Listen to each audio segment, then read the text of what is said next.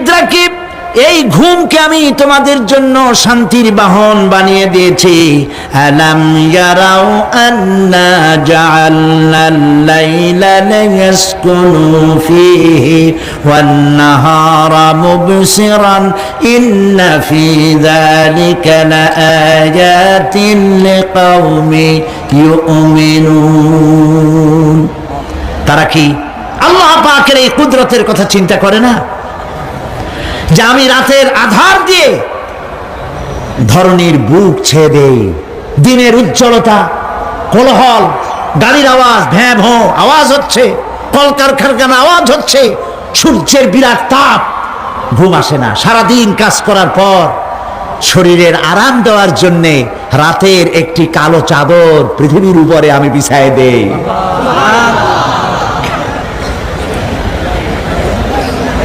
আর মানুষ আরাম গ্রহণ করে, শুধু মানুষ না, সব প্রাণী আরাম গ্রহণ করে। সুবহানাল্লাহ। এবং এরপরে দিনের আলো দিয়ে উদ্ভাসিত করি, যেন বিশ্রামের পর নতুন করে আবার কাজের সমস্ত উদ্দীপনা নিয়ে নতুন করে কাজে ঝাঁপিয়ে পড়তে পারে। কয়েক ঘন্টা অথবা সারাদিন হাড় ভাঙা খাটুনি খেটেছে, রিক্সা চালাইছে, গাড়ি চালাইছে, আড়াই মনের বস্তা মাথায় করে টেনেছে, চিন্তা ভাবনা করেছে। এরপরে যখন এই লোকটি কয়েক ঘন্টা মাত্র নিদ্রা গেল, আরাম পেল, মস্তিষ্ক হালকা হয়ে গেল, হার্টবিট কমে গেল, হাতের পায়ের কর্মোদ্দীপনা বেড়ে গেল, নতুন করে আবার কাজ করার জন্য সুযোগ এসে গেল। দুনিয়ার মানুষকে কর্মক্ষম রাখার জন্য আল্লাহ পাক ঘুমকে বানিয়েছেন নিয়ামত। সুবহানাল্লাহ বলে। ওয়া মিন আয়াতিহি মানামুকুম বিল-লাইলি ওয়ান-নাহারি ওয়াবতিগাউ মিন ফাদলিহি। আল্লাহ পাক বলেন, তোমাদের রাত আর দিনের বেলায় নিদ্রা যাওয়া, এবং এটাই হচ্ছে তার অনুগ্রহ। রাত আর দিনের নিদ্রা যাওয়ার পরে আমার অনুগ্রহ অর্থাৎ রিজিক তালাশ করার জন্য শরীরের ভিতরে, মনের ভিতরে, হাত পায়ের মধ্যে কর্মের উদ্দীপনা আমি তোমাদের দিয়ে দেই। মহাবিজ্ঞানী আল্লাহ রাব্বুল আলামিনের এই বিশাল কুদরত এবং দয়া, যে মানুষকে তিনি ক্লান্তি দূর করার জন্য তিনি ঘুম দিয়েছেন, আলহামদুলিল্লাহ বলি। অনেক মানুষ আছে ঘুমাইতে পারে না, ঘুমাবার জন্য ফেনার গান খায়, ঘুমাবার জন্য ভ্যালিয়াম খায়, সিরাক্সিন খায়, রিল্যাক্সিন খায়, কত অক্সিজেন, অক্সিজেন, কত কিছু খায়, তারপরেও ঘুম আসে না। এই ঘুম যার আসে না, বিরাট নিয়ামত থেকে বঞ্চিত। ঘুম একটি নিয়ামত, আলহামদুলিল্লাহ বলি, আলহামদুলিল্লাহ বলি। বিশাল নিয়ামত ঘুম। আল্লাহ যে সমস্ত নিয়ামত আমাদের জন্ম থেকে শুরু করে এ পর্যন্ত বডির মধ্যে দিছেন, মৃত্যুর আগে আল্লাহ যেন একটিও কেড়ে না নেন, বলি আমিন। আল্লাহ রাব্বুল আলামিনের পরে বলেন, ওয়াজআলনাল লাইলা লিবাসা ওয়াজআলনান নাহারা মাআশা। আর রাতকে করেছি আচ্ছাদন, আবরণ, দিনকে রুজি কামাবার জন্য ব্যবস্থা করে দিয়েছি। দিনের বেলা রুজি কামাবেন, দিনের বেলায় ঘুমায় থাকবেন না। বহুত মানুষ আছে সকালবেলায় ঘুম দিল, 12টা 1টা বাজে গেল। উর্দুতে ছোটবেলায় পড়েছিলাম, জিসনে সোয়া উসনে খোয়া, যে ঘুমাইলো সব সর্বনাশ করলো। অসময় ঘুমানো, অসময় ঘুমানো সর্বনাশ হয়ে যাবে সব। এই জন্য আল্লাহ পাক বলেছেন, দিনটারে বানাইছি রুজি কামাবার জন্য। রুজি কামাও, রুজি কামানো এটা একটা ইবাদত। রুজি কামানো কি? হালাল রুজি কামাবেন, ইবাদত। আপনি যে আপনার স্ত্রীকে একটা ব্লাউজ কিনে দেন, কাপড় চোপড়, প্রয়োজনীয় কসমেটিক্স কিনে দেন, আপনি যে বাজার ঘাট করেন, সব হালাল পয়সা যদি হয়, সাদকা দেওয়ার মতো সমান সওয়াব হবে। রুজি কামাইতে হবে, এটা আল্লাহ পাকের হুকুম, রুজি কামাও। ফাইদা কুদিয়াতিস সালাত ফান্তাশিরু ফিল আরদ ওয়াবতাগু মিন ফাদলিল্লাহ। সুবহানাল্লাহ বলেন। নামাজ যখন শেষ হয়ে গেল, ফাইজা কুদিয়াতিস সালাত, নামাজ যখন শেষ হয়ে গেল, ফান্তাশিরু ফিল আরদ, তখন জমিনে ছড়িয়ে পড়ো আর আমার অনুগ্রহ রিস্ক অনুসন্ধান করো। সুবহানাল্লাহ। আল্লাহ রাব্বুল আলামিন তার হাবিব সম্পর্কে বলেন, তাবারাকাল্লাযী নাযালাল ফুরকানা আলা আবদিহি লিয়াকুনা লিল আলামিনা নাযীরা। অতীব বরকতশালী সে আল্লাহ রাব্বুল আলামিন, যিনি তার বান্দার উপরে ফুরকান অবতীর্ণ করেছেন যাতে করে তিনি তার কওমের কাছে দাওয়াত পৌঁছান। এ কথা বলা হয় নাই, লিয়াকুনা লিল আলামিনা নাযীরা, বিশ্ববাসীর কাছে যেন তিনি দাওয়াত পৌঁছাতে পারেন, আল্লাহর সম্পর্কে, জাহান্নাম সম্পর্কে ভীতি প্রদর্শন করাতে পারেন, জান্নাতের সুসংবাদ দিতে পারেন, হেদায়েতের দাওয়াত পৌঁছে দিতে পারেন। এই জন্য আমি রাসূলকে পাঠিয়েছি তাম বিশ্বের সমস্ত মানুষের জন্য। সুবহানাল্লাহি ওয়া বিহামদিহি, তিনি সকলের জন্য। তার সম্মান আর মর্যাদা আল্লাহ রাব্বুল আলামিন এমন ভাবে পেশ করলেন, তার মর্যাদা এত বেশি, নবীর মর্যাদা এত বেশি, মুহাম্মদ সাল্লাল্লাহু আলাইহি ওয়াসাল্লাম যদি উম্মতের কোনো ব্যাপারে যদি বলেন হ্যাঁ, অমনি উম্মতের জন্য তা হালাল হয়ে যায়। সুবহানাল্লাহ পড়ে। কি আছে এমন যে তার মুখের কথা আইন, কোন পরামর্শের ধার ধারে না, মুখের কথাটা কি আইন।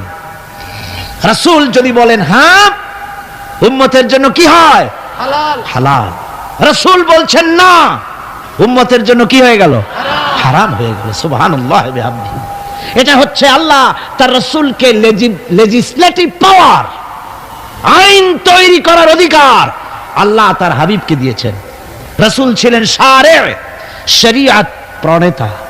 হালাল হারামের সীমারেখা কোরআনে যা আছে এটুকুনি শেষ নয়। হালাল হারামের সীমারেখা রাসূলে পাককে প্রদান করার জন্য, নির্ধারণ করার জন্য আল্লাহ পাক তাকে পারমিশন দিয়েছেন, পাওয়ার দিয়েছেন।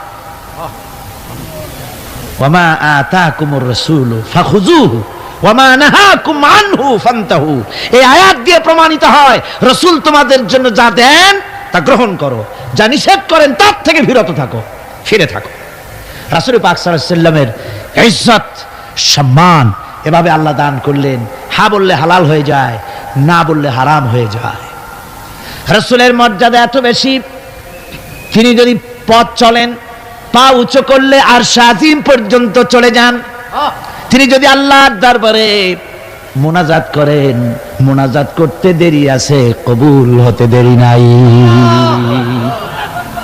হাত তোলা লাগে না, হাত তোলা লাগে না। আমরা যে হাত তুলে মুনাজাত করি, রাসূল সাল্লাল্লাহু আলাইহি ওয়াসাল্লাম হাত তুলেছেন, আবার অনেক সময় হাত তোলেননি। কোন কোন সময় হাত, হাদিস শরীফে এসেছে এভাবে হাত উঁচু করেছেন আকাশের দিকে, হাদিস শরীফে এসেছে বগলের সাদা চামড়া দেখা গিয়েছে, এভাবে আল্লাহর কাছে দুহাত তুলে, দুহাত প্রসারিত করে আল্লাহর কাছে কামনা করেছেন। এমন সত্তা, মনে ইরাদা করতে দেরি, কবুল হতে দেরি নেই। হাদিস শরীফে এসেছে হযরত আবু হুরায়রা রাদিয়াল্লাহু তাআলা আনহু একবার রাসূল করিম সাল্লাল্লাহু আলাইহি ওয়াসাল্লামের দরবারে কাঁদতেছিলেন। হুজুর জিজ্ঞেস করলেন, আবু হুরায়রা তুমি কাঁদো কেন? হযরত আবু হুরায়রা বলেন, হুজুর আমার মা আমাকে মেরেছে, আমি সেই জন্য কাঁদতেছি। হুজুর বলেন, মা তোমাকে মারলো কেন? কোনো বেয়াদবি করেছো নাকি? তিনি বললেন, না কোনো বেয়াদবি করি নাই, তবে মারলো কেন? হযরত আবু হুরায়রা বলেন, হুজুর আমার মা হচ্ছেন মুশরিকা, আমার মা কাফের। আমি অনেক রাত হয়েছিল বাড়ি ফিরতে, আমার মা জিজ্ঞেস করলো এত রাত কোথায় ছিলি? আমি বললাম, মা তাম পৃথিবী যে কদম মোবারক চুমতে পারলে নিজেকে ধন্য মনে করে, আমি সেই রাসূলের দরবারে ছিলাম, আসতে দেরি হয়ে গেছে। ইয়া রাসূলুল্লাহ, আপনার নাম শোনা মাত্র আমার মায়ের গায়ে আগুন জ্বলে গেল, সহ্য করতে না পেরে আমাকে মায়ের আরম্ভ করে দিল। বলল, আবু হুরায়রা হয় আমার বাড়ি ছাড়বি, না হয় মুহাম্মদ সাল্লাল্লাহু আলাইহি ওয়াসাল্লামের ঘর ছাড়বি, কোনটা করবি কর। আমি বললাম, মা তোমার গায়ে যত শক্তি আছে সমস্ত শক্তি দিয়ে তুমি আমাকে প্রহার করো, আমি তামাম তোমার বাড়িটা সুদ্ধা তামাম দুনিয়া ছেড়ে দিতে পারি, কিন্তু রাসূল পাক সাল্লাল্লাহু আলাইহি ওয়াসাল্লামের কদম মোবারক ছাড়তে পারি না। ভাইরা আমার, হযরতে আবু হুরায়রা কাঁদতেছেন। আল্লাহর নবী বলেন, তুমি কাঁদো কেন? তোমার মা তোমাকে মেরেছেন, আমি এখানে কি করব? এখানে তো আমি কোনো দখল আন্দাজ করতে পারি না, আমি কি করতে পারি? এখানে ইন্টারফেয়ার তো আমি করতে পারি না, মা তোমারে মেরেছে। হযরত আবু হুরায়রা বলেন, ইয়া রাসূলুল্লাহ, মায়ের বিরুদ্ধে কোনো নালিশ করার জন্য আপনার কাছে আমি আসি নাই। বলে, কেন এসেছো? হযরত আবু হুরায়রা বলেন, হুজুর, এসেছি এই জন্যে, আমি জানি আপনি যদি আল্লাহর দরবারে কোনো ব্যাপারে দোয়া করেন, আল্লাহ রাব্বুল আলামিন তা মঞ্জুর করে নেন। আপনি মেহেরবানি করে আমার মায়ের হেদায়েতের জন্য আল্লাহর কাছে দোয়া করুন। হুজুর সাল্লাল্লাহু আলাইহি ওয়াসাল্লাম দুহাত উঁচু করলেন, বললেন, আল্লাহুম্মা ইহদি উম্মা আবি হুরায়রা, আয় আল্লাহ, আবু হুরায়রার মাকে তুমি হেদায়েত নসিব করে দাও। এই দোয়া রাসূল করতেছেন। হুজুরকে দোয়ার মধ্যে ফেলে রেখে আবু হুরায়রা দৌড় আরম্ভ করেছে বাড়ির দিকে। পেছন থেকে কয়েকজন সাহাবী তারা দৌড়ে গেল। আবু হুরায়রা দৌড়ায় কেন? এত ভদ্র মানুষ, কোন সময় কারোর সাথে রাগারাগি করে না, দৌড়ায় কেন? নিশ্চয়ই কোনো বিপদ বুঝি হয়ে গিয়েছে, পিছন থেকে জামা টেনে ধরেছে। কি হয়েছে, দৌড়াও কেন? হযরত আবু হুরায়রা বলেন, আমার জামা ছেড়ে দাও, আমাকে দৌড়াতে দাও। আমি দৌড়াইয়া বাড়ি পৌঁছে গিয়ে দেখতে চাই, আমি আগে দৌড়ায় বাড়িতে গেলাম না নবীজির দোয়া আমার আগে আমার বাড়ি পৌঁছে গেল। কোনটা হলো আমি সেটা দেখতে চাই। হযরত আবু হুরায়রা দৌড়াতে দৌড়াতে ঘরের কাছে গিয়ে নক করেছে। ভিতর থেকে আওয়াজ এলো, কে? কিছুক্ষণ পর মা আমার বেরোলেন, মাথার চুল দিয়া পানি পড়তেছে, বুড়া মানুষ। মা আমার কাছে এসে বলল, বাবা, তোমাকে মারার পর আমি বড় অনুতপ্ত হয়েছি, মনে মনে অনুশোচনা করেছি, আরে আমার ছেলে তো কোনো খারাপ জায়গায় যায় নাই, কোনো খারাপ মানুষের কাছে যায় নাই, মারলাম কেন? বড় অনুতপ্ত হয়ে গেছি আমি। এই অনুশোচনা করে আমি এইমাত্র গোসল করেছি, আমাকে নিয়ে চলো তুমি বিশ্ব নবী রাসূলুল্লাহর দরবারে। আমার ভাইরা, রাসূল পাক সাল্লাল্লাহু আলাইহি ওয়াসাল্লাম, আল্লাহর নবী এমন এক মহান সত্তা ছিলেন যে তিনি দোয়া আল্লাহর দরবারে হাত উঁচু করতে দেরি আছে, কিন্তু দোয়া কবুল হতে দেরি নাই। হিজরত করে মদিনায় এসেছেন, নামাজ পড়তে দিল চায়, কাবা শরীফের দিকে ফিরে যদি নামাজ পড়তে পারতাম দিলটা বড় ভালো লাগতো, কিন্তু হাত উঁচু করে মোনাজাত করতেছেন না, আল্লাহর কাছে বলতেওছেন না যে আল্লাহ তুমি আমার কিবলাটা বাইতুল মুকাদ্দাস থেকে ফিরাইয়া মক্কা শরীফে বাইতুল্লাহর দিকে ফিরাইয়া দাও। মুখেও বলতেছেন না, মনেও না, শুধু আকাশের দিকে বারবার তাকাচ্ছেন, মোনাজাত করেন নাই। মনে মনে আশা পোষণ করতেছেন যদি এমন একটা ওহী নাজিল হয়ে যেত।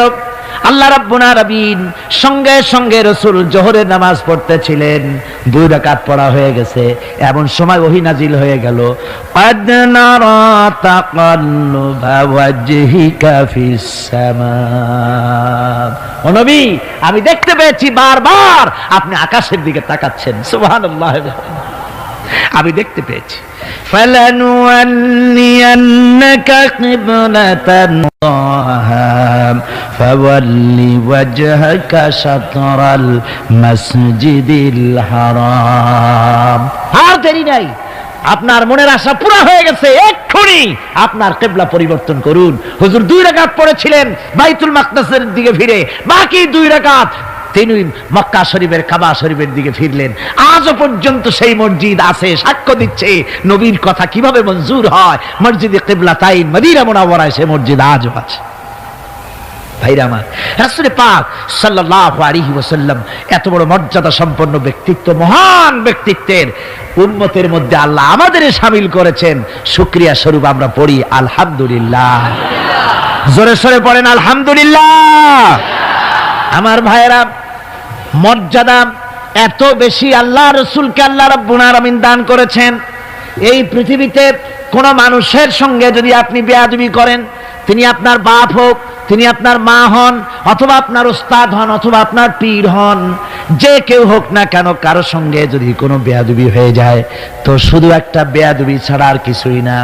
কিন্তু নবীজির সঙ্গে যদি কেউ বেয়াদবি করে, সেটা শুধু বেয়াদবি থাকে না, কুফরি হয়ে যায়। কি হয়ে যায়? কুফরি হয়ে যায়। রাসূলুল্লাহকে কেউ তাওহীন করলে, অসম্মান করলে, সমালোচনা করলে কাফের হয়ে যায়। যারা বলেন কি হয়ে যায়? কত বড় মর্যাদা! রাসূল পাক সাল্লাল্লাহু আলাইহি ওয়াসাল্লাম তার সামনে সাহাবায়ে কেরাম বসা, হুজুর কথা বলছেন, সাহাবায়ে কেরাম তারাও কথা বলছেন। কথা বলতে বলতে এক পর্যায়ে সাহাবীদের গলার আওয়াজ বড় হয়ে গেছে, হুজুরের গলার আওয়াজ শোনা যায় না, সাহাবীদের গলার আওয়াজটা বড় হয়ে গেল। আল্লাহ রাব্বুল আলামিন এতটুকুর বরদাস্ত করলেন, আমার নবীর গলার আওয়াজের চাইতে তোমাদের আওয়াজ বড় হলো কেন? সঙ্গে সঙ্গে ওহী নাজিল হয়ে গেল। আল্লাহ রাব্বুল আলামিন বলেন, ইয়া আইয়ুহাল্লাযীনা আমানু লা তারফাউ আসওয়াতাকুম ফাওকা সাউতিন নবী। ও বিশ্বাসীরা, খবরদার, তোমরা যারা ঈমান এনেছো শোনো, তোমাদের গলার আওয়াজ যেন আমার নবীর গলার আওয়াজের চাইতে বড় না হয়ে যায়। যদি তা হয়, আনতাহবাতা আমালুকুম, জীবনের সমস্ত ভালো কাজগুলি আমি আল্লাহ বরবাদ করে দেব। আজ পর্যন্ত এই আয়াতে কারীমা রাসূল পাক সাল্লাল্লাহু আলাইহি ওয়াসাল্লামের রওজায়ে আতহারের সামনে সবুজ সাইনবোর্ডের উপরে সোনার অক্ষর দিয়ে এই আয়াতে কারীমা লেখা রয়েছে, সুবহানাল্লাহ। সর্বকালের, সর্বযুগের সর্বশ্রেষ্ঠ মহামানব, সর্বশ্রেষ্ঠ বিশ্বনবী, আল্লাহর পরে যার মর্যাদা, তিনি হচ্ছেন মুহাম্মদ রাসূলুল্লাহ সাল্লাল্লাহু আলাইহি ওয়াসাল্লাম। তার অনুসরণ করা ইবাদত, তার অনুসরণ করা কি? আর তার নাফরমানি করা কুফরি। আল্লাহ রাব্বুল আলামিন বলেন, নবী আপনি বলুন, কুল ইন কুনতুম তুহিব্বুনাল্লাহ ফাত্তাবিউনি ইউহিব্বুকুমুল্লাহ ওয়া ইয়াগফির লাকুম যুনুবাকুম ওয়াল্লাহু গফুরুর রহিম। নবী বলুন, তোমরা যদি আল্লাহকে ভালোবাসো, মুমিনদেরকে শোনানো হচ্ছে, শোনো, তোমরা যদি আল্লাহকে ভালোবাসো, ফাত্তাবিউনি, ও নবী আপনি বলে দেন যে তাহলে আমার অনুসরণ করো। কার অনুসরণ?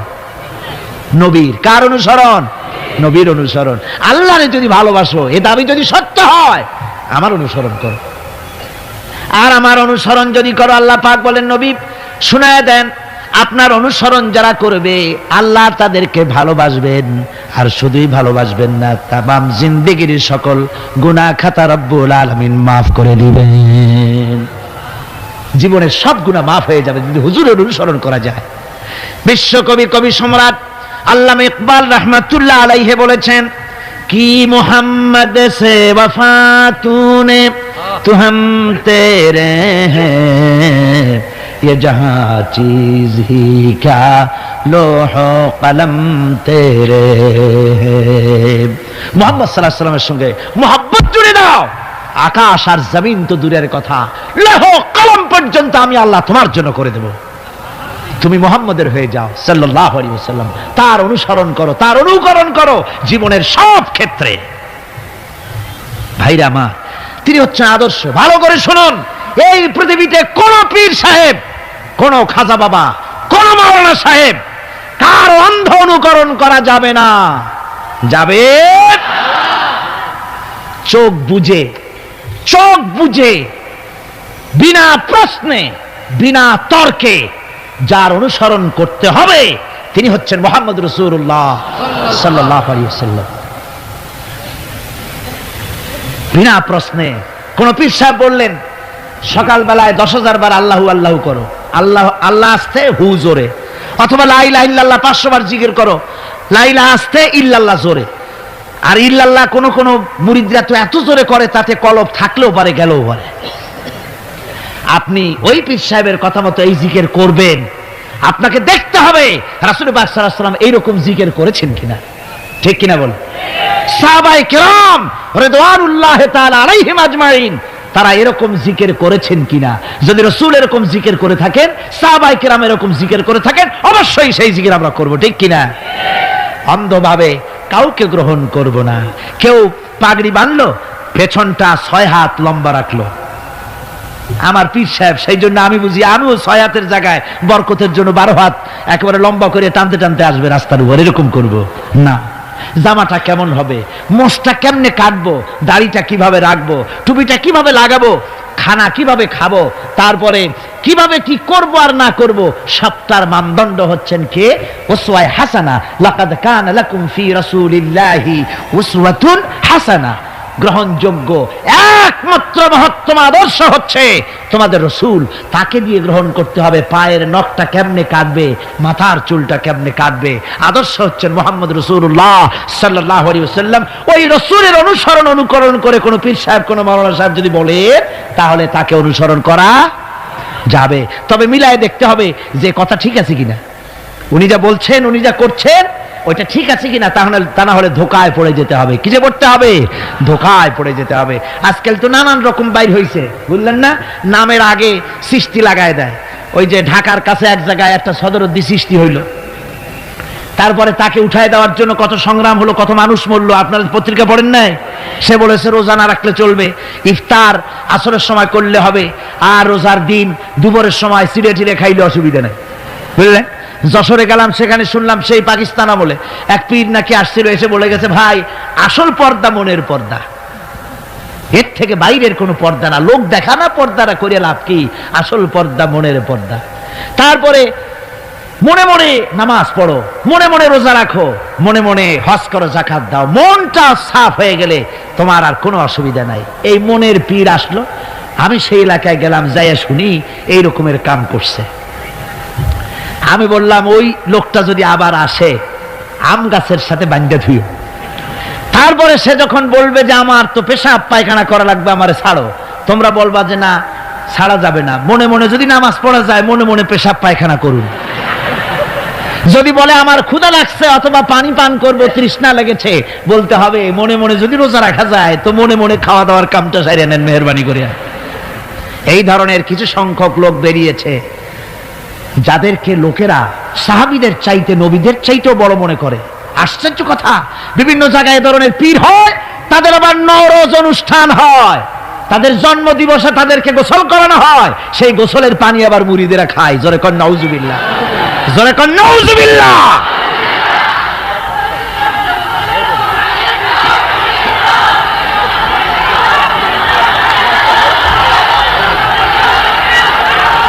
আমার ভাইয়েরা, পীর সাহেবের গোসল করা পানির ভিতরে মুসলমানদের জন্য কোনো বরকত নাই। আছে কোনো বরকত? প্রশ্নে ওঠে না। তার শরীরের কত জায়গা ধুইয়া পানি পড়তেছে, আর সেইটা মুরিদরা খায়। লজ্জা নাই, শরম নাই, ঘৃণা পর্যন্ত নাই। খুলনার এক এলাকা আছে, এক পীর সাহেব, তার মুরিদরা তার পায়ের বুড়ো আঙ্গুল চষে, চুষতে চুষতে প্রায় ঘা বানায় ফেলেছে। তা আমি মুরিদদের জিজ্ঞেস করলাম যে তোমরা এরকম পা আঙ্গুল চষো কেন? কয় যে হুজুরের মারেফত পায়ের আঙ্গুল দিয়ে পেটের মধ্যে ঢুকবে, সেই জন্য। কি ধরনের খোরাফাত, কি বিদআত! রাসূল পাক সাল্লাল্লাহু আলাইহি ওয়াসাল্লাম যা করেন নাই, সাহাবায়ে কেরাম যা করেন নাই, সেগুলি চালু হয়ে গেছে সমাজে। এর থেকে বাঁচতে হবে, আপনাকে মনে রাখতে হবে, কলিজার মধ্যে ঈমান রাখতে হবে। কোন পীর সাহেব, কোন মাওলানা সাহেব ফু দিয়া আমার ভাগ্য ভালো বানায় দেবে অথবা আমাকে ভাগ্য নষ্ট করে দিবে, আমি আল্লাহর কসম তো বিশ্বাস করি না। আমার ভাগ্য,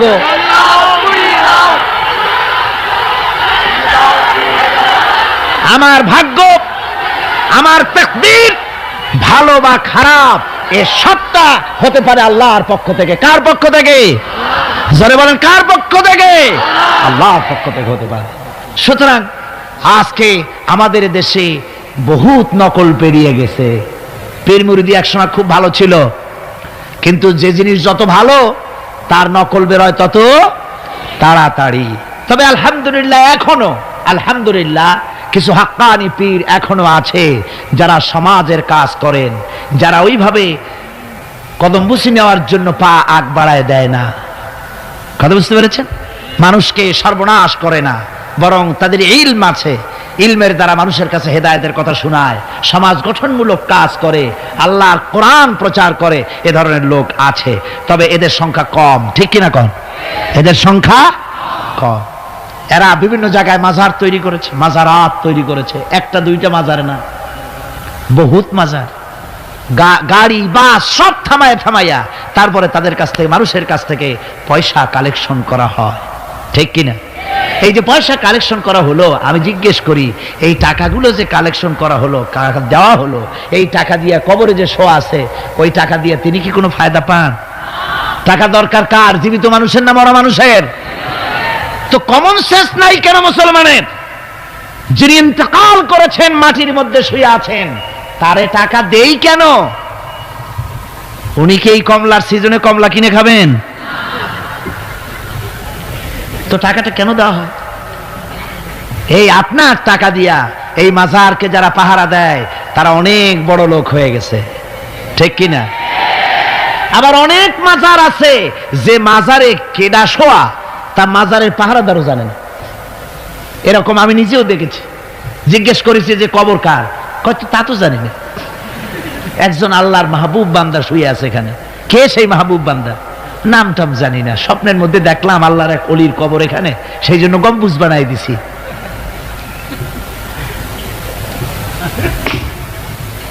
একটা রিসালার মধ্যে দেখেছি, একটা রিসালার মধ্যে লেখা হয়েছে যে একজন পীর সাহেবের এক মুরিদ ছিল। তো পীর সাহেবের বাড়িতে এক মাজার আছে, সেই মাজারকে কেন্দ্র করে প্রতি বছর ওরস হয়। মুরিদ সে গরিব মানুষ, ব্যবসা বাণিজ্য করে খায়। তারপরে সে তার একটা গাধা ছিল, সে গাধার উপরে সওয়ার হয়ে বাজার ঘাট করতো, মালপত্র আনা নেওয়া করে, ওই দিয়ে তার জীবিকা নির্বাহ হতো। একদিন তার গাধাটা মারা গেল।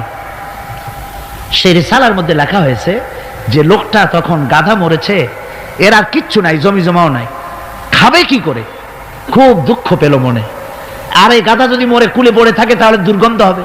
সেই জন্য রাস্তার পাশে ঝুপড়ি, তার একটা বাড়ি, ওই বাড়ির পাশেই রাস্তা, রাস্তার পাশেই একটা কবর খুঁড়িয়া তার মধ্যে গাধারে শোয়াই দিয়া দাফন টাফন করিয়া কবরের পাশে বসে আর দুশ্চিন্তা করতেছে যে আমি এরপরে বাঁচবো কি করে, খাবো কি, ঘুমায়, মানে চোখ বুঝে বুঝে কাঁদতেছে। এমন সময় ওইটা ছিল বাজারে যাওয়ার রাস্তা, লোকজন বাজারের দিকে যাচ্ছে। যাওয়ার সময় চিন্তা করলো যে এখানে তো কোনোদিন মাজার দেখি নাই, এখানে একটা লোক কাঁদতেছে মাজারের কাছে বসে, না জানি কোনো অলি আল্লাহর কবর হবে বোধহয়। এরপরে লোকেরা বাজার থেকে ফেরার সময় দেখে যে হ্যাঁ, ওই সেই লোকটা এখনো কাঁদতেছে। তখন যার কাছে যা ছিল, কেউ 2টা পান ফিয়ে গেল, কেউ একটা বেগুন, কেউ 2টা চিংড়ি মাছ, কেউ 2টা টাকা, কেউ একটু মরিচ, এইভাবে তরি তরকারি চাউল যার কাছে যা ছিল কিছু কিছু দিয়ে গেছে। কিছুক্ষণ পর সন্ধ্যার দিকে লোকটা মনে করলো আর কতক্ষণ কান্দি, এখন বাড়ি যাই। চোখ খুলে দেখে চতুর্দিকে খাদ্য খাবার, তরি তরকারি, পয়সা করি। কই যে মাশাআল্লাহ, শুনছিলাম হাতি বাঁচতেও লাখ টাকা, মরলেও লাখ টাকা। সে কথা যে গাধার ব্যাপারে খাটে তা তো জানি না। এই গাধা মরেও তো আমার বাঁচায় গেছে। এখন ওই কবরের উপরে, গাধার কবরের উপরে চাদর টাদর চড়ায় চড়ায় দিয়া ওইখানে জুজ্জাত করে বসছে। বছর খানিক চলে গেল, লোকেরা পয়সা করি দেওয়া শুরু করলো। এরপরে সেখানে সে ইট পাটকেল জোগাড় করলো, একটা বিল্ডিং তৈরি করলো, সামনে সাইনবোর্ড লাগাই দিল হযরত গেদা শাহ রহমাতুল্লাহ আলাইহির মাজার। মানুষ প্রতি বছর ওর সেখানে জমা হচ্ছে, টাকার অভাব নাই। এখন এই লোক যার মুরিদ, সেই পীর সাহেবের কাছে অন্যরা এসে কয় হুজুর আপনার মাজারের আর বরকত কি, আপনার মুরিদের মাজারের কাছে মানুষ ভরা, টাকার অভাব নাই। পীর সাহেব কৌতূহল হলো যে ও আবার একটা মাজার পাইল কই। তারপরে একদিন ওই মুরিদকে ডেকে বলল, বাবা সত্যি কথাটা আমারে কও, এই মাজার কার? মুরিদ কয় যে হুজুর আপনি আমার ওস্তাদ, আপনার কাছেই সব শিখছি, কিন্তু এই কথা কাউকে বলবেন না। বলল না, বল না কি হয়েছে, মাজারটা কার? বললো যে হুজুর যে গাধাটা নিয়ে ব্যবসা করতাম, ওই গাধাটা মরে গেল, তারে কবরে দিয়ে টিয়া এরপরে পরে এই ঘটনা হয়েছে। পীর সাহেব কয় আমি আরো চিন্তা করছিলাম যে না জানি কোনো সত্যি কোনো পীর সাহেবের মাজার, অসুবিধা হয় নাই, তোমার ওখানে যেটার কবর ওইটার মায়ের কবর হলো আমার বাড়িতে। মানে ওই বাচ্চা গাধাটা পীর সাহেব দিয়েছিল তারে। আমার ভাইরা আপনারা আশ্চর্য হবেন, বাংলাদেশে এরকম বহুত মাজার আছে, সে মাজারের কোনো ঠিকানা নাই, কার মাজার তারও কোনো খোঁজ খবর নাই। মানুষকে শোষণ করে টাকা পয়সা লুণ্ঠন করা হতেছে। মাজার একটা হলে তার উপরে চাদর দেওয়া লাগবে, আগরবাতি দিতে হবে, মোমবাতি দিতে হবে, গোলাপ পানি ছিটাতে হবে। কোথায় পেয়েছেন? কোন হাদিসে পেয়েছেন? মাজারে যদি চাদর দিতে হতো, রাসূল পাক সাল্লাল্লাহু আলাইহি ওয়াসাল্লামের কবরের উপরে লোকেরা সুতার চাদর দিত না, নিজের কলিজা বার করে কলিজা দিয়ে চাদর বিছায় দিত হুজুরের মাজারের উপরে। জান্নাতুল বাকিতে গিয়ে দেখুন, জান্নাতুল বাকিতে শোয়া আছে, শহাদায়ে উহুদ আছে, সেখানে সাহাবায়ে কিরাম আছে, আজওয়াজে মুতাহহারাত আছে, বানাতে রাসূল, ইবনে রাসূল, আহলে বাইত সেখানে শুয়ে আছেন। হযরত ওসমান রাদিয়াল্লাহু তাআলা আনহুর মতো লোক সেখানে ঘুমিয়ে আছেন। রাইসুল মুফাসসিরিন হযরত ইবনে মাসউদ রাদিয়াল্লাহু তাআলা আনহু সেখানে ঘুমিয়ে আছেন। হযরত ইবনে আব্বাসের উনি ওখানে, ওনার কবর হচ্ছে গিয়ে তায়েফে। এ ধরনের ইতিহাসের মধ্যে এসছে জান্নাতুল বাকির মধ্যে কমসে কম 10,000 সাহাবায়ে কিরামদের মাজার আছে। সুবহানাল্লাহ। যায় দেখেন তো জান্নাতুল বাকিতে একটা চাদর আছে নাকি? যারা হজ করতে গেছেন কোন চাদর দেখেছেন? আগরবাতি আছে, মোমবাতি আছে, গোলাপ পানি আছে। সুতরাং এই বিদআত থেকে বাঁচতে হবে মুসলমানদেরকে। মুসলমানদের সাথে সম্পর্ক মসজিদের, মুসলমানদের সাথে সম্পর্ক কিসের? অবশ্যই মাজারের সাথে সম্পর্ক নয়। মাজারের সাথে সম্পর্ক শুধু এতটুকুন, আল্লাহর ওলিদের মাজারকে ঘেরাও দিয়ে সুন্দর করে রাখুন যাতে করে অপবিত্র না হয়। লোকেরা কেউ যদি আসে জিয়ারত করার সুযোগ পায়, শিরক বিদআত থেকে মুক্ত হয়ে এতটুকুন করা যেতে পারে। কিন্তু বিশাল আকারের গম্বুজ করে লাইট জ্বালাতে হবে, আগরবাতি মোমবাতি দিতে হবে, এটা সম্পূর্ণ বিদআত। এক শ্রেণীর লোকেরা এগুলি করে ব্যবসা করতেছে। সেই জন্য বলছি যে আমাদের ইত্তেবা করতে হবে রাসূলের। কার ইত্তেবা করতে হবে? যা রাসূল করেন নাই, যা সাহাবায়ে কিরাম করেন নাই, তা আমরা করতে পারি না। এই জন্য আমার মুসলমান ভাইয়েরা, আল্লাহর প্রতি ঈমান, রাসূলের প্রতি ঈমান। ঈমানের অর্থ হলো আল্লাহর নবীর যে কথাগুলি তিনি বলে গিয়েছেন তার ওসওয়াকে ধরে রাখা, রাসূলের আদর্শ দিয়ে পায়ের নখকাটা থেকে শুরু করে মাথার চুল পর্যন্ত গ্রহণ করতে হবে। নবী মুহাম্মদ রাসূলুল্লাহ সাল্লাল্লাহু আলাইহি ওয়াসাল্লামের তিনি যেভাবে যা করেছেন তার উল্টা পাল্টা একটাও করা যাবে না, সব করতে হবে কার কথা মতো? রাসূল পাক সাল্লাল্লাহু আলাইহি ওয়াসাল্লামের কথা মতো। রাসূলের প্রতি ঈমান এর অর্থ হলো তিনি হচ্ছেন আইনদাতা। তিনি আইন ও বিধান দিয়েছেন আল্লাহর পক্ষ থেকে। আইন ও বিধান কার পক্ষ থেকে দিয়েছেন? আল্লাহর পক্ষ থেকে। তিনি যে বিচার করেছেন সেই বিচারক হিসাবে তাকে গ্রহণ করতে হবে। তিনি যে বিধান দিয়েছেন সেটাই মানতে হবে। তিনি শাসক ছিলেন, তিনি রাষ্ট্রপতি ছিলেন, তিনি সব ছিলেন, সকলের জন্য তিনি আদর্শ। তিনি যুবকের আদর্শ, তিনি নানার আদর্শ, তিনি স্বামীর আদর্শ, তিনি পিতার আদর্শ, তিনি রাষ্ট্রপতির আদর্শ, তিনি সেনাপতির আদর্শ, তিনি শ্রমিকের আদর্শ, তিনি সকলেরই আদর্শ। ঠিক কিনা কন? সকলের আদর্শ। রাসূলের ফয়সালা প্রত্যেকটি উম্মতকে মানতে হবে। একবার একজন মুসলমান আর একজন ইহুদি রাসূলের কাছে গিয়ে উপস্থিত হলেন। ইহুদি গিয়ে নালিশ করলো হুজুরের কাছে মুসলমানের বিরুদ্ধে। হুজুর সাল্লাল্লাহু আলাইহি ওয়াসাল্লাম সে নালিশ শুনে তিনি ফয়সালা দিলেন ইহুদির পক্ষে। মুসলমান ব্যক্তি অসন্তুষ্ট হয়ে গেল। তিনি চলে গেলেন হযরত ওমরের কাছে, গিয়ে বললেন, ভাই ওমর, একটা জিনিসের বিচারের সানি করার জন্য আপনার কাছে এসেছি।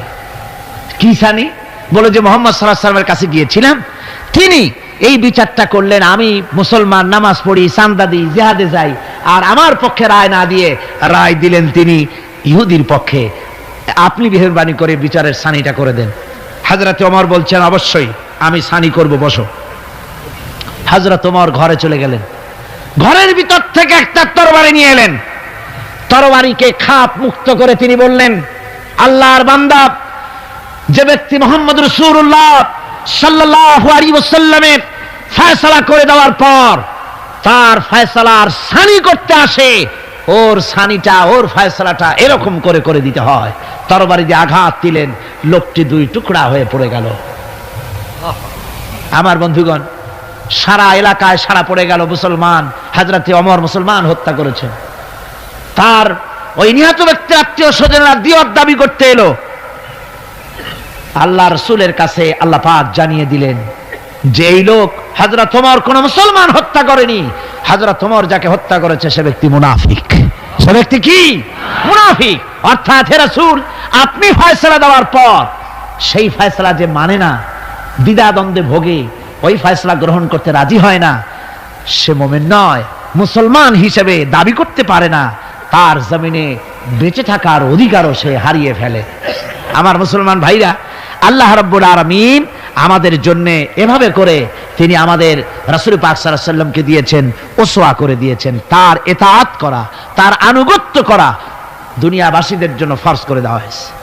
আল্লাহ রাব্বুল আলামিন বলেন, ওমা আরসালনা মির রাসূলিন ইল্লা লিয়ুতাআ বিইذনিল্লাহ।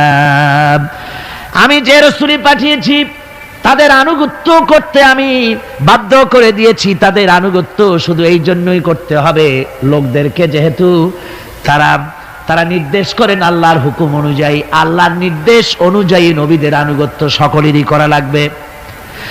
মাইয়ুতির রাসূল ফাকাদ আতা আল্লাহ। আল্লাহ পাক বলেন, যে ব্যক্তি রাসূলের আনুগত্য করে সেজন্য আমি আল্লাহ রাব্বুল আলামিনের আনুগত্য করলো। জোরে বলেন সুবহানাল্লাহ। এরপরে আল্লাহ রাব্বুল আলামিন বলেছেন, ইয়া আইয়ুহাল্লাযীনা আমানু আতিউল্লাহা ওয়া আতিউর রাসূল ওয়া লা তুবতিলু আমালাকুম। আল্লাহ পাক বলেন, ও বিশ্বাসীরা, তোমরা আনুগত্য করো আল্লাহর এবং আনুগত্য করো রাসূলের। কোন ব্যাপারে কোন তো? আনুগত্য যে আল্লাহ করতে বললেন আল্লাহর এবং রাসূলের, কোন ব্যাপারে আনুগত্য? সমস্ত ব্যাপারে, জীবনের সকল অঙ্গনে আনুগত্য করতে হবে। কার? আমি দেখতে পাচ্ছি মাঝখান থেকে দুই একজন লোক হাঁটেন, আমি কিন্তু আগেই নিষেধ করেছি এই বেয়াদবি আল্লাহর হস্তে কেউ করবেন না। আপনার হাঁটার কারণে অন্য লোকেদের শোনার মধ্যে ডিস্টার্ব হয়, এই বেয়াদবি কেউ করবেন না। ভাইরা আমার, আল্লাহ এবং রাসূলের আনুগত্য করতে হবে জীবনের সকল ক্ষেত্রে। রাসূল পাক সাল্লাল্লাহু আলাইহি ওয়াসাল্লাম শুধু নামাজের কথা বলেছেন, শুধু রোজার কথা বলেছেন, হজ আর যাকাতের কথা বলেছেন, আর কিছু বলেন নাই নাকি? বলেছেন কিনা? রাসূলুল্লাহ রাজনীতি করেছেন কিনা? রাসূলুল্লাহ প্রেসিডেন্ট ছিলেন কিনা? যুদ্ধ করেছেন কিনা?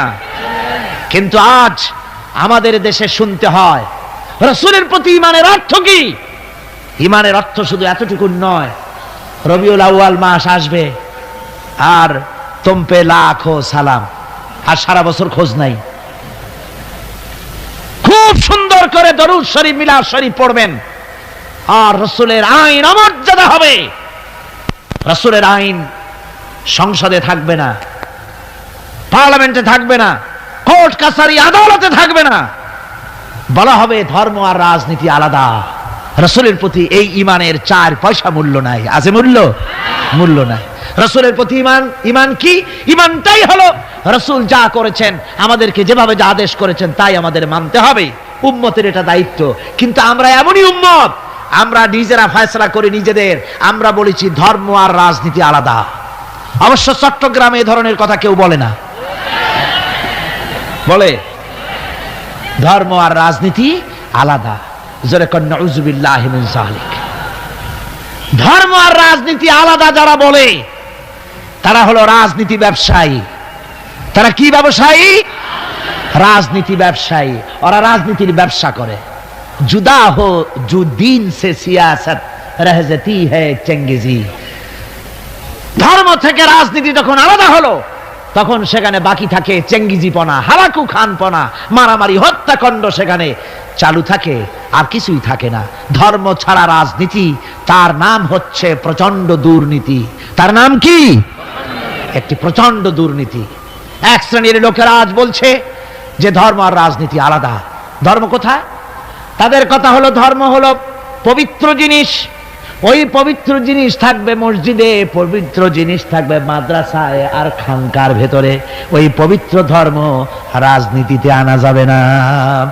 ধর্মের প্রতি তাদের মহব্বত খুব। ধর্ম খুব পবিত্র। আল্লাহকে যেন বলা হচ্ছে, আল্লাহ আর হে রাসূল, তোমরা দুজনা মসজিদ আর মাদ্রাসায় থাকো, আমাদের জীবনের বিস্তীর্ণ অঙ্গনে তোমাদের প্রতি 144 92 ক ধারা 144 ধারা জারি করে দিলাম। আমাদের জীবনের বিস্তীর্ণ অঙ্গনে তোমরা আইসো না, তোর মসজিদে থাকো, মাদ্রাসা থাকো, আমরা সুযোগ পাইলে তোমার একটা সেজদা দিয়ে আসবো গিয়ে। আর আল্লাহ তোমার একটা সেজদা পাওয়ার জন্য দারুণ ভাবে কাঙ্গাল হয়ে আছে না? নাউযুবিল্লাহি মিন যালিক। যারা বলে ধর্ম আর রাজনীতি আলাদা, তারা সুস্পষ্ট মুনাফিক। যারা বলেন তারা কি? এই লোকগুলি হচ্ছে ধর্মনিরপেক্ষবাদী, সেকুলারিজম, ধর্মনিরপেক্ষ মতবাদের লোক। তারা বলে যে ধর্মনিরপেক্ষ, ধর্মের ব্যাপারে নিরপেক্ষতা অবলম্বন করা লাগবে। এরা খুব সুচতুর, ভাতের ব্যাপারে নিরপেক্ষতা অবলম্বন করে না। আপনারা কোন যে জিনিস যত বেশি প্রয়োজন আমরা তার পক্ষে থাকি না নিরপেক্ষ থাকি? ভাতের ব্যাপারে নিরপেক্ষ লোক আছে নাকি এখানে? ডায়াবেটিসের রোগী ছাড়া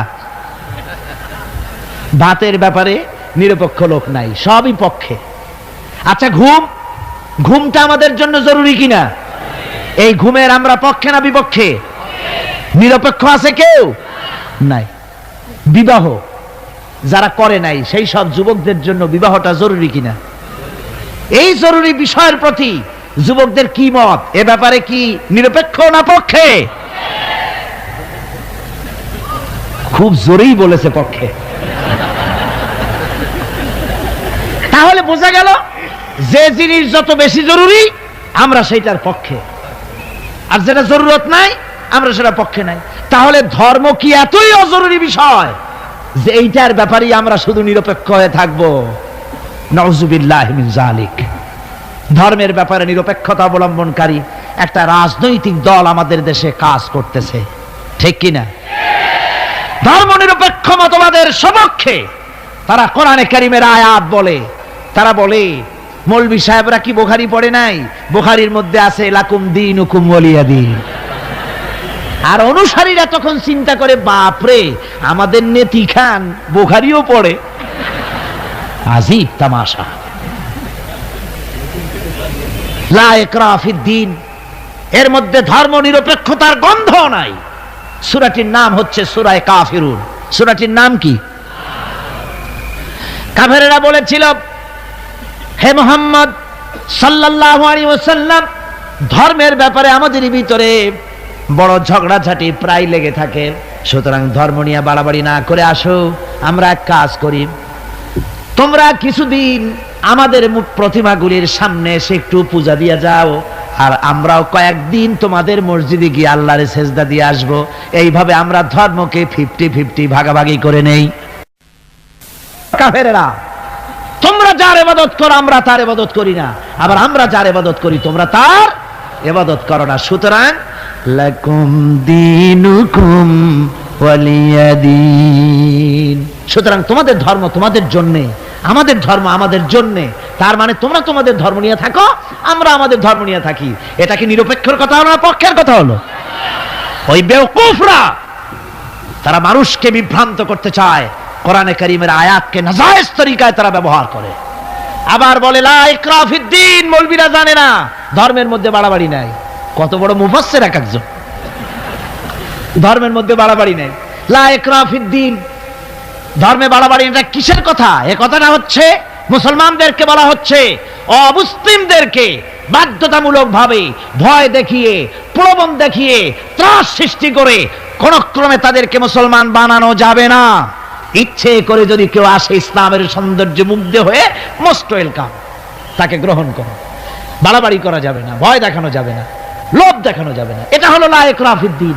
আর এই বেওকুফরা এই আয়াতকেও নিয়েছে তাদের ধর্ম নিরপেক্ষতার ক্ষেত্রে। আমি জিজ্ঞেস করতে চাই, সেকুলারিজম দিয়ে যাদের মন মস্তিষ্ক ভরপুর, সেসব ভাইদেরকে জিজ্ঞেস করি, বিবেক দিয়ে চিন্তা করুন, ধর্ম নিরপেক্ষ আপনি কেন হবেন? দুনিয়ার কোন পয়গম্বর কি ধর্মের ব্যাপারে নিরপেক্ষ ছিলেন? আপনি যার উম্মত, আমরা যার উম্মত, বিশ্বনবী তিনি কি ধর্মের ব্যাপারে নিরপেক্ষ ছিলেন? রাসূলুল্লাহ রীতিমতো রাষ্ট্রপ্রধান ছিলেন, প্রেসিডেন্ট ছিলেন। সুবহানাল্লাহ পড়ে।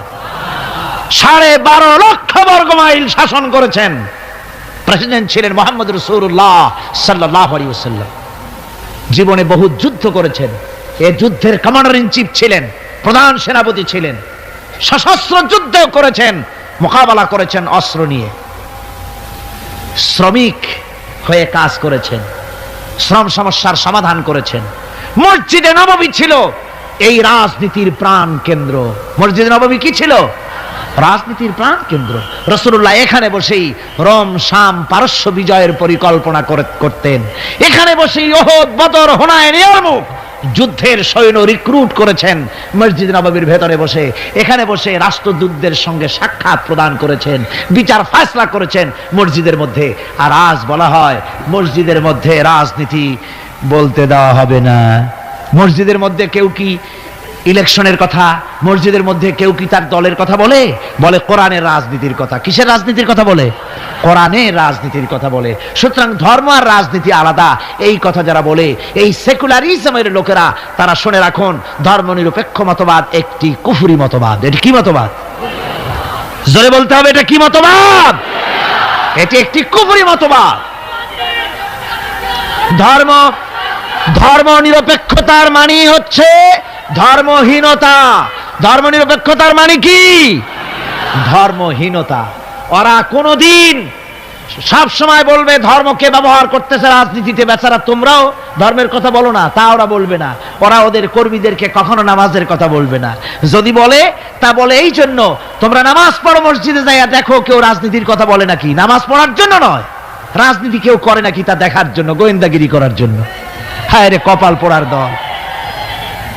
আমার দেশে এই ভণ্ডামি ছিল না। ধর্মনিরপেক্ষ মতবাদ একটা ভণ্ডামি। জোরে বলেন, এটা কি? আমার দেশে এটা ছিল না। এই ভণ্ডামিমূলক ধর্মনিরপেক্ষতার রাজনীতি বাংলাদেশে ছিল না। 1971 সনের পরে যারা ক্ষমতা এলো, তারা ভারত থেকে, ভারতের কাফেরদের তৈরি করা পৃথিবীর এই নিকৃষ্ট মতবাদ বাংলাদেশে আমদানি করেছে।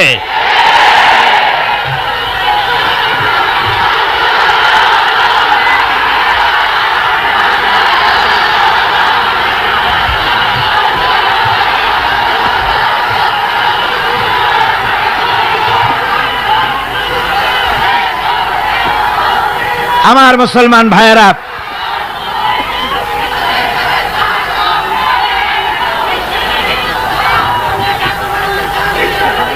এই যে কোরআন শরীফ, এই কোরআন শরীফ মানতে হবে মুসলমানদেরকে। রাসূলের উপরে ঈমান আনার অর্থ শুধু মিলাদ শরীফ পড়া নয়। কোন নেত্রী কি বলল, তার ধার কোন মুসলমান ধারতে পারে না।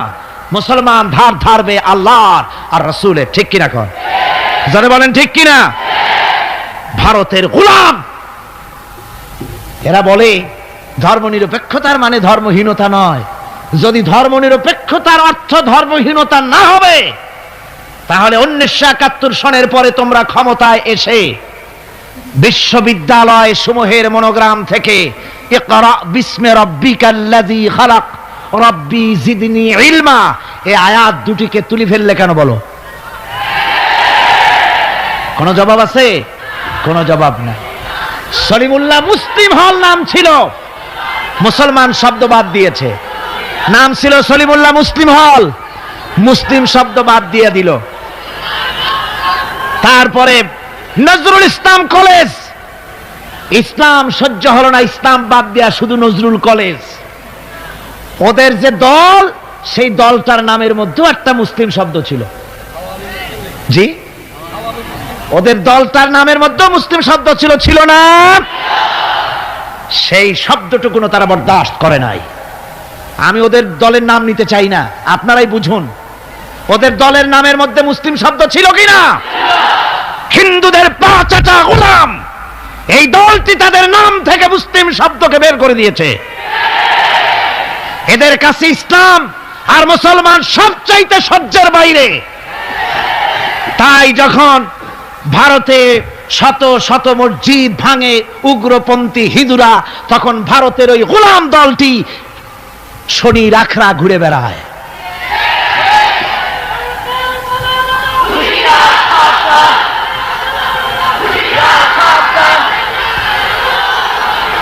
আমার মুসলমান ভাইদের খেদমতে আমি আরজ করতে চাই, মুসলমানদের কাজ বুঝতে হবে ধর্মনিরপেক্ষ মতবাদ মুসলমানদের জন্য জায়েজ নাই, হারাম। দুনিয়ার সব আলেম একমত, এই ফতোয়ার উল্টা কেউ ফতোয়া দিতে পারবে না। দুনিয়ার সব মুফাসসিরিন, মুহাদ্দিসিন, উলামায়ে কেরাম, মুফতি সব একমত, ধর্মনিরপেক্ষ মতবাদ কুফরি মতবাদ। কি মতবাদ? যারা বলেন কি মতবাদ? কোন মুসলমানের সন্তান যাকে মুসলমানের জন্ম দিয়েছে ধর্মনিরপেক্ষবাদের আন্দোলন করতে পারে না, হারাম হারাম।